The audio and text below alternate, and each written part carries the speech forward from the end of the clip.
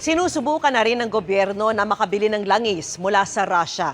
Isa lang yan sa mga napag-usapan nang gisahin sa Senado ang Energy Department kanina. Nakatutok si Mav Gonzalez. Ngayong nasa gitna tayo ng krisis sa langis, pinuna ang working scheme ng Department of Energy o DOE.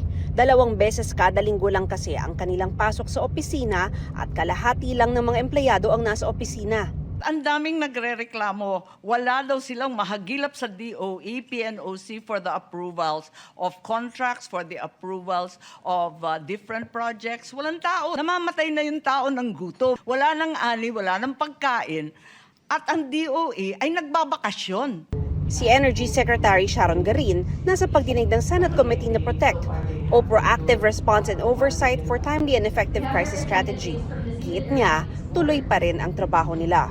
Hindi po nagbabakasyon ng DOE. I mean, we work from 8 up to 8 in the evening. We're doing meetings. Lahat ng gobyerno, 4 na araw. Ang sabi ng Pangulo, 4 na araw. Bakit kayo 2 days? 2 days, ma'am, because we are aware that we have to save energy and electricity in this. Dagdag ni Garin, pumapasok ang mga kailangan sa approval ng mga dokumento. All the personnel na dapat nag-handle ng mga frontline natin, nandyan, Mr. Chair, those that are not in the office are continuously working. So may I just suggest to revisit that? Mr. Chair, yes, we will revisit, Mr. Chair. Tinanong din ng mga senador kung bakit hindi tayo kumuha ng langis sa Russia.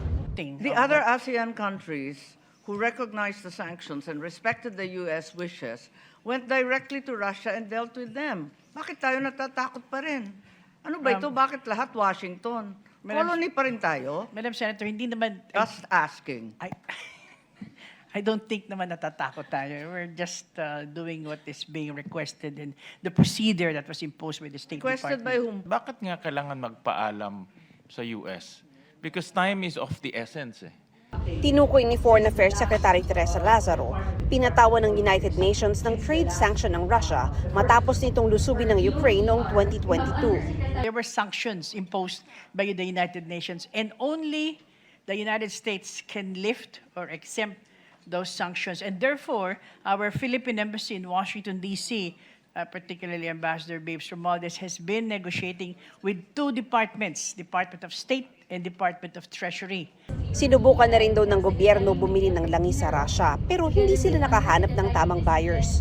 But there is no prohibition for PNOC to order oil from Russia at any time. Wala nang paalam-paalam. As a state, I guess, Mr. Chair, you Pwede, could say that, diba? sir. We just follow the diplomatic channels, Mr. Chair, Which is as government to government. Kailangan magpaalam pa rin. Inilahad din ni Garin ang pangamba ng mga oil companies na bumili ng langis mula sa Russia. For our private companies, they don't want to buy unless it's lifted kasi baka sila habulin daw ng US, Mr. Chair. So they wanted that. They wanted the clearance before they buy. PNOC. Sa ngayon may 20 bilyong piso pang pondo ang gobyerno para magamit pambili ng langis kung kailangan. But so far naman, Mr. Chair, wala pang nangangailangan kasi steady pa naman yung supply ng mga oil companies. Mav Gonzalez, Nakatutok, 24 Oras.